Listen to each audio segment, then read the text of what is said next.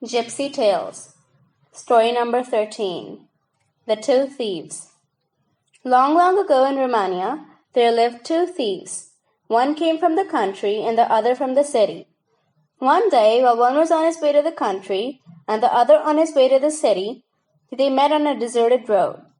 After exchanging greetings, they inquired about the sort of work each was engaged in.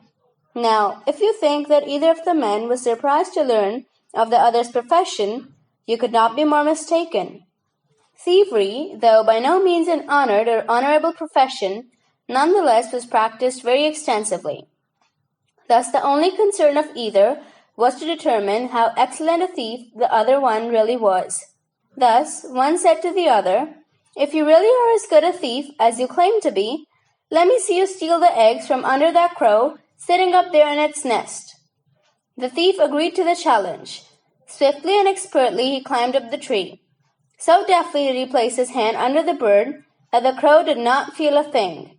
But what the thief did not realize, that while he was stealing the eggs, the country thief was stealing his breeches. When he descended from the tree and noticed what had happened, he said with a grin, "I see that you're as every bit a good thief as I am. Let's become blood brothers and practice our profession together."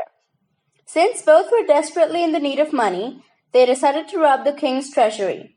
They waited till the sun was setting and then nimbly climbed to the roof of the palace. After having looked through a number of skylights, they at last found the treasure chamber. Directly below them were barrels upon barrels filled with gold coins. Quickly they lowered a rope into the chamber, while one thief descended into the room and filled a large bag with the glistening coins. The other stood watch on the roof. Nobody saw them come in, and nobody saw them leave. Thus, within minutes, the thieves, their loot in hand, made their way to the nearest town. The next day, just before noon, as was his custom, the king went to his treasury to count his money. He counted and recounted, but no matter what technique he used, more than 2,000 coins were missing. Angrily, he turned to the guard who stood watch outside of the treasure chamber. "Who has entered this room since I was here yesterday?" he snapped. "No one, my lord," replied the guard. "Impossible," muttered the king, and off he went to the prison where an old thief was held captive. "Old thief," said the king, "someone has broken into my treasure chamber and stolen more than 2,000 pieces of gold. However, the guard told me that no one has entered, and nowhere can I find a hole in the wall." The old thief thought for a while and then said, "There must be a hole somewhere, great king. Only you don't see it. Have a small fire built in the treasure chamber and watch where the smoke escapes. That will be the place where the thieves entered. When you have found the opening, come back here and I will tell you what you must do." The king did as he was bid, and sure enough, great billows of black smoke escaped through an opening in the skylight. When he told the thief of this discovery, the old thief said, "Do not repair the window, great king, for certainly the thief will return, and that will be your opportunity to trap him. Have a cask of the heaviest molasses placed beneath the opening. When the thief descends, he'll be stuck in the vat." While these preparations were being made to trap the thieves, the two scoundrels were sitting in a country inn, feasting on a large leg of lamb and discussing their next move. "You know, friend," said one to the other, "there's a great fortune in that treasure chamber. If we move fast enough, we can take some more of the gold before the king realizes that anything is missing." Hence, that very same night, the two thieves were once again on the roof of the palace. The city thief quickly lowered the country thief into the chamber. Great was his surprise when, instead of landing on the floor of the chamber, he sank into a cask of molasses that gripped him so tightly that there was no escape. "Brother," he whispered, "we have been fooled.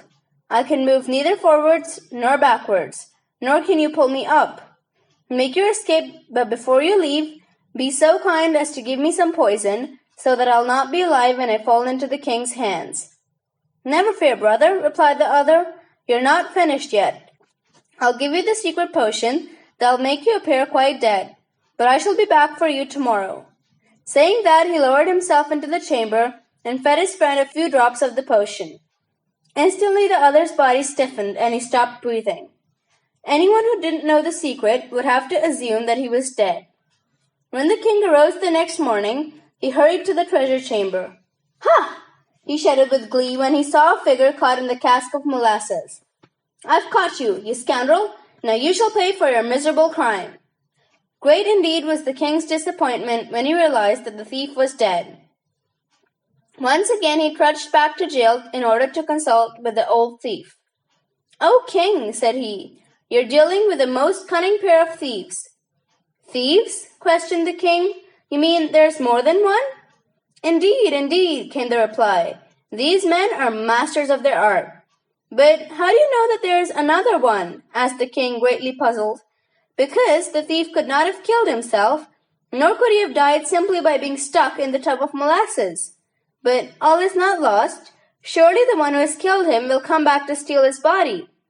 What you now must do is place his body in a chair outside of the city gates and have your soldiers keep careful watch." While the king was making these preparations, the thief was making careful plans for rescuing his friend. First, he bought a white mare and a cart. Then he purchased 4 jars, each containing 20 measures of wine. These he placed on the cart. He disguised himself by putting on a wig of white hair and a false nose, and by dressing himself in the slovenly costume of a poor old man. As soon as it was twilight, he seated himself on the cart and drove straight to the palace. When he approached the gates, he was not surprised to find his comrade seated in a chair, appearing quite dead, nor was he surprised to find many soldiers guarding the body. Indeed, he expected the king to set a trap. When he was within 50 paces of the guards, he pulled his hair, began to weep, and pretended that his cart had broken down and that the jars had fallen out. He made such a fuss, screaming and shouting and intimating that his master would kill him if he didn't arrive at his destination by midnight, that the corporal in charge of the guards ordered his soldiers to help the poor old man. "If we were to help you, old man, to set the cart right and replace the jars, will you give us a drop to drink?" asked the corporal. "I'll do that gladly, gladly I will," wailed the thief. So the guards straightened the cart and replaced all but one of the heavy jugs of wine. This one the thief passed around amongst them, as he had promised, and they drank and drank until they could drink no more. But the soldiers did not know that this was no ordinary wine. The clever thief had put a sleeping potion into the liquid, which was powerful enough to put the strongest man to sleep within half an hour. When he noticed that the soldiers were not a bit tipsy, but also so drowsy that they had to fight off sleep, he pointed to his friend and asked, "And tell me, corporal, who is this?" "That," the corporal replied with a great yawn, "that is a thief." To this the old man replied in a frightened and serious voice, oh dear, I must leave here immediately, otherwise the thief will steal my mare." "What a silly old fellow you are," the guard replied, with his eyes half closed. "How can he get up to steal your mare? Can't you see that he's quite dead?" "He will steal my mare. I know that's what he'll do. You must never trust a thief." "Oh, quiet, old man," said another of the soldiers. "He won't steal your mare, but if he does, we'll pay you for her."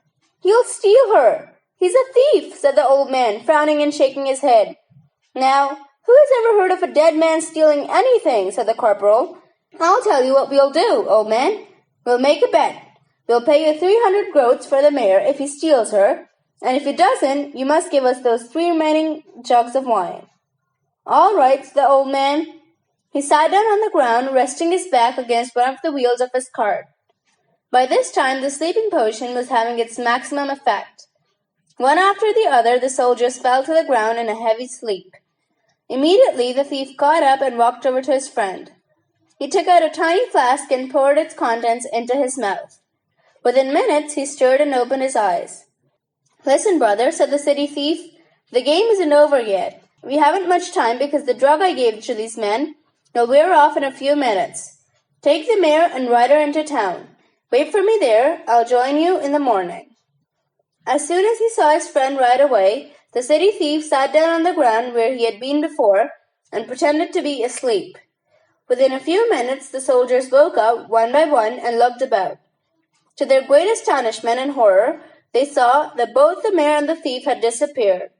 The corporal rubbed his eyes in utter disbelief and then cried out, "The old man was right! Then he walked over to the thief, who was still pretending to be asleep, and woke him up.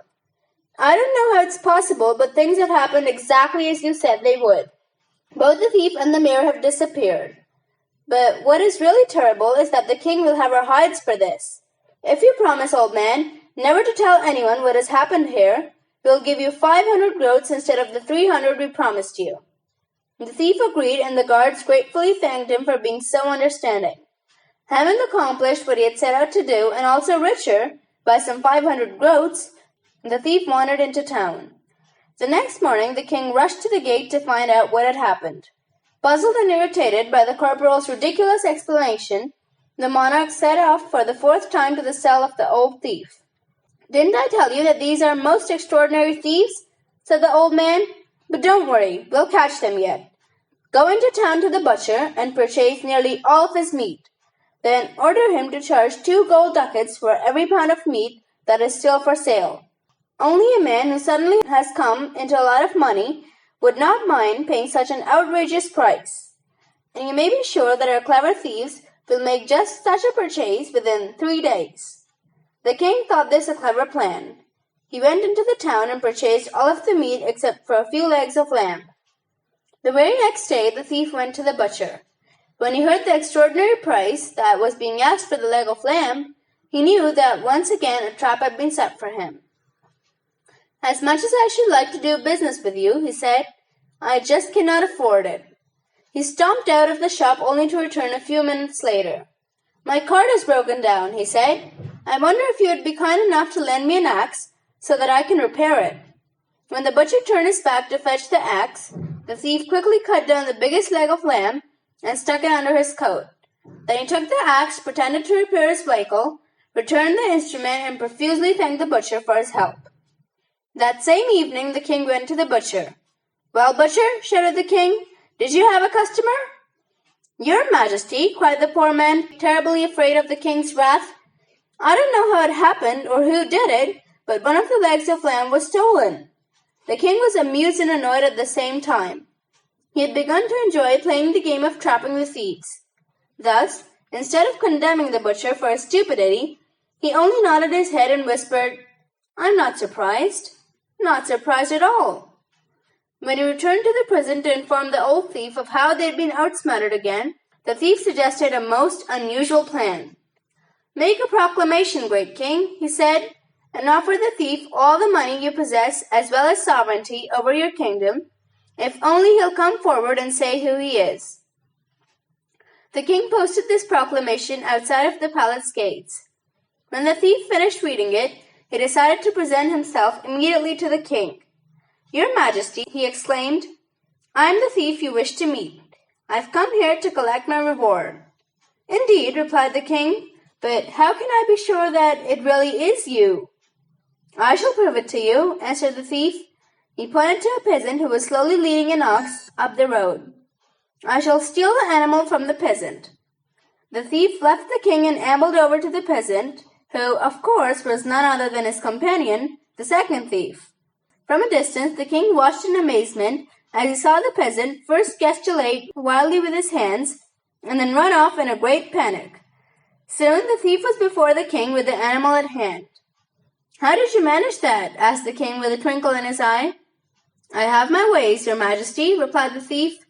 "It really is very simple. But isn't it time for my reward?" "There's one more task you must perform," said the king. "If you succeed in this, you shall not only become king, but also my daughter shall become your queen." "And what might that be?" inquired the thief. "You must steal the priest out of the church."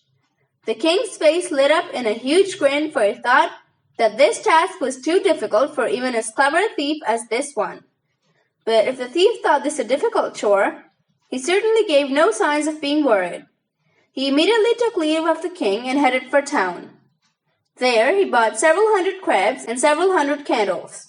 At the church he tied a candle to each crab's claws. Then, one by one, he freed the crabs and lit the candles. Slowly, the strange procession crawled towards the altar. Because it was very dark within the church, the priest did not see the crabs, but only the hundreds of lit candles. They were slowly moving towards him. While the priest was trying to interpret the meaning of this, the thief called out in a booming, beckoning voice, "Come, priest, for God calls thee by his messengers to himself. Follow this procession." Thus, the thief, followed by his scribes, who, in return, were followed by the priest, arrived at the palace. When the king saw the strange parade slowly wending its way towards the throne room, he burst out in a great boisterous roar of laughter. The priest, visibly upset by the crude joke that had been played on him, hung his head. But the king would not permit any sadness. He explained to the priest what had happened, and then the priest, too, joined in the general merriment. The very next day, the thief and the king's daughter were wed. The thief became king, and his reign was renowned for the wisdom and humor with which he exercised his power. End of story number 13.